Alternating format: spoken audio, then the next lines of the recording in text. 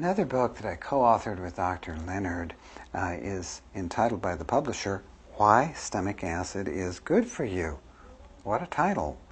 I wouldn't think we have to put it on there because when we're just born from mom and when we're nursing, all that breast milk goes down in our stomachs where it's digested up by a whole bunch of acid and pepsin. It's digested up into the little pieces so it'll nourish us.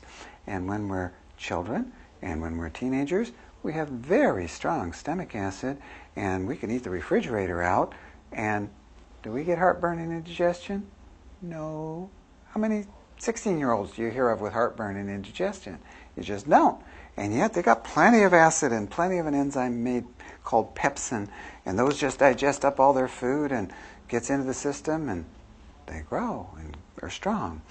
And that's usually the case, at least through our 20s and 30s, that we have enough acid down in our stomachs, but we don't have too much. Why would nature put too much in there? That would be harmful. All right, so then we get, usually, some of us get into our 40s. Some, it never happens, got to admit that, but many people in their 40s or 50s or 60s start getting heartburn and they start getting indigestion.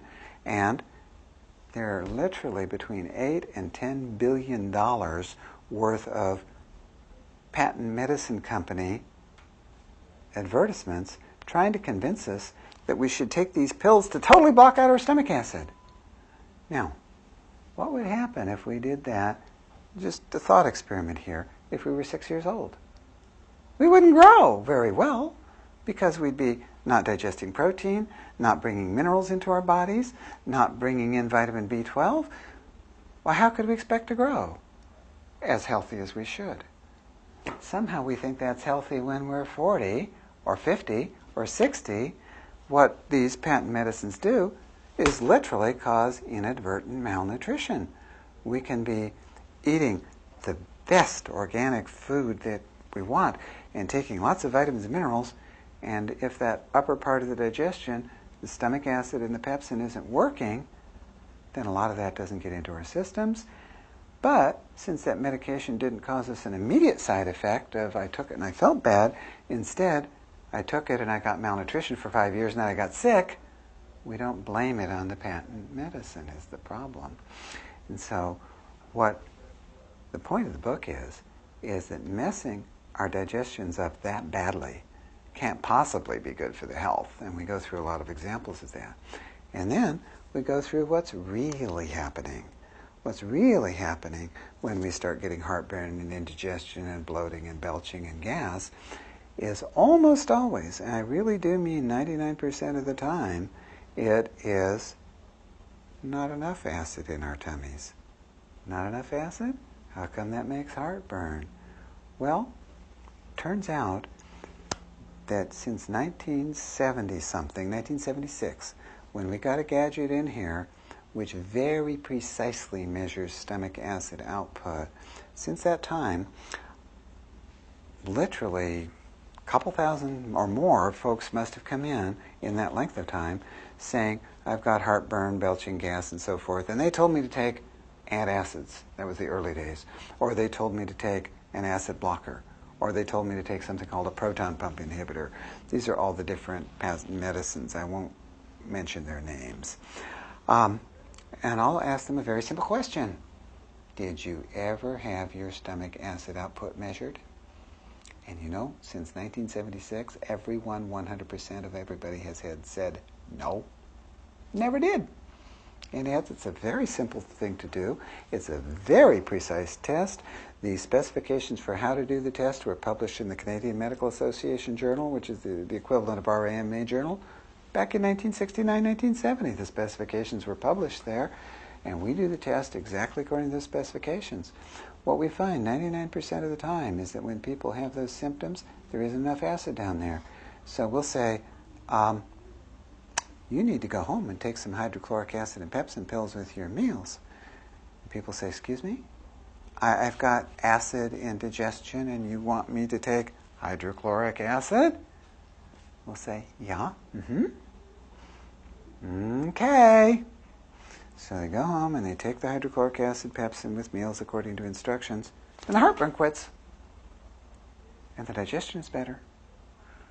and nutrients start flowing into the body. And one of the main problems that people have in accompaniment to heartburn, indigestion, bloating, gas, and so forth is, oh, I'm getting more tired, I must be getting older, it must be that. Well, they'll start with the hydrochloric acid pepsin stuff, digest the food, better get more nutrients in. Oh, I'm not so tired anymore. Gee, it must have been malnutrition. It wasn't that I was just getting older. Now, nobody gets the energy levels back of a 6-year-old kid. I'm not talking about that, but I am talking about restoring some degree of normal energy by getting the nutrition in there. It's a very simple principle. Our stomachs were designed to make so much hydrochloric acid and so much pepsin. They were either designed or created or they evolved, whichever one we'd like to believe in.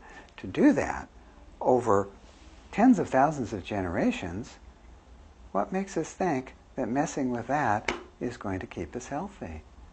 So, we get the occasional excuse that, well, I've got severe acid reflux disease and it's damaged the bottom of my esophagus. Oh, I just have to block that acid because they tell me I'm going to get cancer. There's a circumstance called Barrett esophagus, which then can proceed to cancer if it goes on. And what we tell people is that, look, if you've already got cancer, then this isn't going to work. But up to that point, it's very possible in many cases to reverse the precancerous changes, to reverse the severe stomach acid problem, and get a person back to the point where they can digest things and stay healthy. There's the very occasional person, and it really is rare, who's got such severe damage by the time they come in here that they have to stay on that acid blocker. It's very rare. When that happens, we then have to give the nutrients by intravenous because their stomachs won't bring them in. And that's sad when a person has to have intravenous. But that's very rare, and most of the time, by restoring normal, not excess, but normal stomach acidity, a person can get rid of their symptoms and stay a whole lot healthier over the next few years. There's another minority, it's probably 5%, where we have to do sort of a stomach reconditioning program because it's so atrophied that even a little bit of acid hurts. But then we have to do a reconditioning program. So basically that's the book in too many paragraphs. I'm sorry I went on for too long. But in too many paragraphs that stomach acid actually belongs there. It's actually good for us.